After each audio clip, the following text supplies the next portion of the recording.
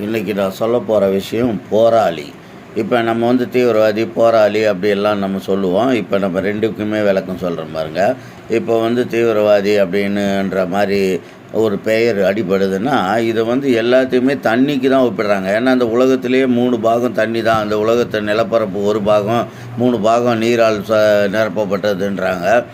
அதனால் உடலில் கூட 70% நீர் இருக்குதுன்னுவாங்க.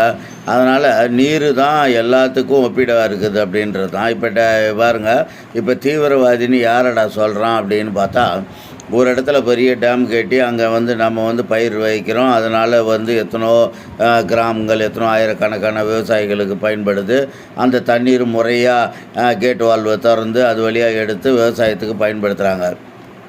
அதுபோல் தான் மக்கள் கூட நல்ல வாலிபனை நல்லா வந்து இப்போ ஒரு குடும்பத்தில் ஒரு குழந்தை பிறக்குது, அதை நல்லா படிக்க வைக்கணும், அதுக்கு நல்ல பண்புகளை சொல்லி கொடுக்கணும், பெரியவங்களை மதிக்கணும், கடவுளை வணங்கணும் அப்படின்னு சொல்லி அப்படியெல்லாம் சொல்லி திருமணம் முடித்து அவன் ஒரு வாழ்க்கையை சீராக கொண்டு போய்கிட்டு இருப்பான். ஆனால் இதில் 1-2 தருதலைங்க தவறான பாதையில் போயிடுங்க அப்படின்றது. அப்படியாப்பட்ட போகிறவன் தான் ஒரு தீவிரவாதின்னு சொல்கிறது. எப்படி ஊமை எப்படி பாருங்கள், ஒரு டேமில் வச்சுருக்கிற தண்ணி அது முறையாக கேட் வால் வழியாக வந்தால் தான் அது நல்லபடியாக பயிர் வைக்க முடியும். அதே ஒரு பக்கம் பயங்கரமாக ஏதாவது ஒரு பக்கம் உடச்சிக்கிட்டு இந்த பக்கம் ஊரெல்லாம் அழித்து ஆடு மாடு மனுஷன் எல்லாத்தையும் அழிச்சிக்கிட்டு போகும்போது அது வந்து ஒரு தவறான நல்ல பொருள், ஆனால் தவறான வழிக்கு பயன்படுத்துன்ற மாதிரி இருக்கும். இப்போ அதையே இங்கிலீஷில் நான் எல்லாத்தையுமே இந்த ஆங்கிலத்திலேருந்து தான் இதெல்லாம் கண்டுபிடிச்சி சொல்கிறது. இப்போ டைவர்ஸ் அப்படின்னா என்ன? டைவர்ஸ்னால் அவன் நேர் வழியிலேருந்து தவறான ஒரு வழிக்கு போயிடுறான் அப்படின்ற மாதிரி. டைவர்ஸ் வாட்டர் அப்படின்னு நீங்கள் எழுதிக்கோங்க. இப்போ டைவர்ஸில் வந்து அந்த டைவர்ஸ் ஆறுக்கு பக்கத்தில் நான் ஏற்கனவே சொல்லுவேன் AIOUEன்னு 5 எழுத்தை வச்சுக்கிட்டு எல்லாத்துக்கும் விடை கண்டுபிடிச்சிடலாம். தீவிரவாதினா என்னான்னு கேட்டால் யாரும் சொல்ல மாட்டான். எப்படின்னா டைவர்ஸ்ன்ற பக்கத்தில் ஆறு பக்கத்தில் போட்டிங்கன்னா அது எப்படி படிக்கணும்? தீவிரன்னு படிக்கணும். DIVERA தீவிரன்னு படிக்கணும். சரி, அந்த பக்கம் வாதி அப்படின்னா என்ன? வாதினா தண்ணி, அதாவது வாட்டர் அப்படின்றதில் ஆரை ரிமூவ் பண்ணிவிடுங்க. ரிமூவ் பண்ணிட்டீங்கன்னா WATE அது வாதி. அப்போ டைவர்ஸ் வாட்டர் தண்ணி எப்படி தன்னுடைய வழியில் போகாமல் அது வந்து உடச்சிக்கிட்டு டேமை உடச்சிக்கிட்டு போகலாம், இல்லைன்னா காவாவை உடச்சிக்கிட்டு போகலாம், இல்லைன்னா விவசாயத்துக்கு அவன் வந்து ஒரு கழனி தண்ணி கட்டிக்கிட்டு வருவான், முன்னால் போய்கிட்டு இருப்பான், ஆனால் பின்னால் ஏதோ உடச்சிக்கிட்டு அது வேறு வழியில் பாய்ச்சிக்கிட்டு இருக்கும். இதெல்லாம் இந்த வேறு வழியில் பாயிறதை தான் தீவிரவாதின்னு சொல்கிறது. நேர் வழியில் அவங்களுக்கு கொடுத்த அந்த டார்கெட்டு, கோலு, அந்த எய்மு, அச்சீவு அதை பண்ணாமல் அது வேறு ஒரு வழியில் போகிறதுனால தான் அந்த டைவர்ஸ் வாட்டர்ன்ற வார்த்தையை தான் நாம் வந்து அந்த டைவர்ஸில் வந்து ஆறு பக்கத்தில் போட்டிங்கன்னா தீவிரன்னு படிக்கணும். தமிழில் படிச்சிங்கன்னா டைவர்ஸ் போய் அது தீவிரன்னு வந்துடும். DIVERA தீவிர அப்படின்னு வந்துடும். சரி, வாதி அப்படின்றது வாட்டரில் ஆரை ரிமூவ் பண்ணிட்டீங்கன்னா WATE வாதி, தீவிரவாதி. தீவிரவாதினா என்ன? முறையாக போகாமல் முறை தவறி போய் சேதங்களை ஏற்படுத்துகிறவன் தான் தீவிரவாதி. சேதங்களை ஏற்படுத்துகிறது தான் தண்ணி கூட. தண்ணியை தான் அந்த மாதிரி ஒப்பிடுறாங்கன்றது தான் இதனுடைய கருத்து. சரி, அடுத்து வந்து நாம் போராளின்னு சொல்லுவான். என்னடா போராளின்னா எங்கே போருக்கு போகிறவனா போராளி? அப்படியெல்லாம் கிடையாது.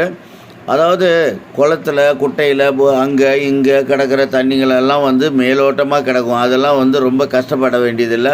அந்த தண்ணிகளெல்லாம் நம்ம ரொம்ப ஈஸியாக எடுத்துடலாம். போய் அப்படி எடுத்துகிட்டு போய் குடிச்சிடுவோம், இல்லைன்னா க்ளீன் பண்ணி அப்படி வடிகட்டி குடிச்சிக்கலாம். எங்கே இருக்கிறது? ஒரு குளத்தில் இருக்கிறதோ, குட்டையில் இருக்கிறதோ, ஒரு ஏரியில் இருக்கிறதோ, இதெல்லாம் வந்து சாதாரணமான தண்ணி.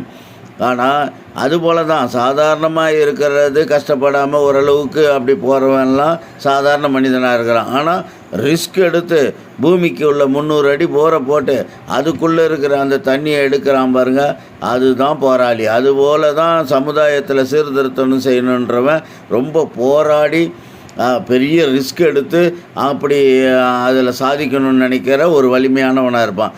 இப்போ போராளி அப்படின்ற நல்லா பாருங்கள். போர் அப்படின்னா தண்ணி.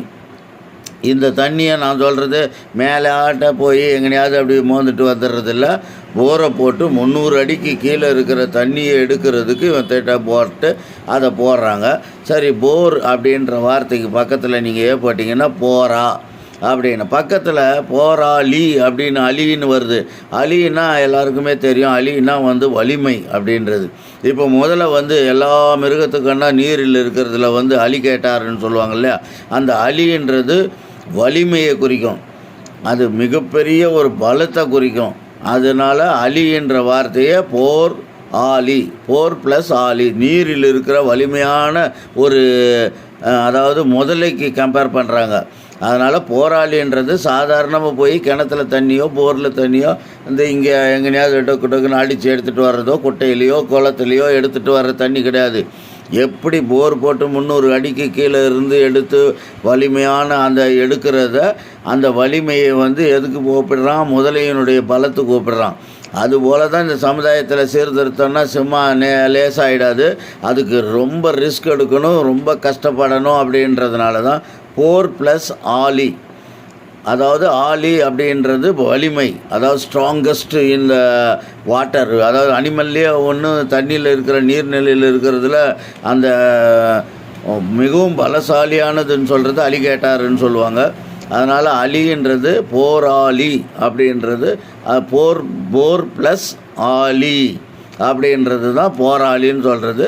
மொத்தத்தில் கஷ்டப்பட்டு ரிஸ்க் எடுத்து செய்யக்கூடிய வேலையை செய்பவன் போராளி.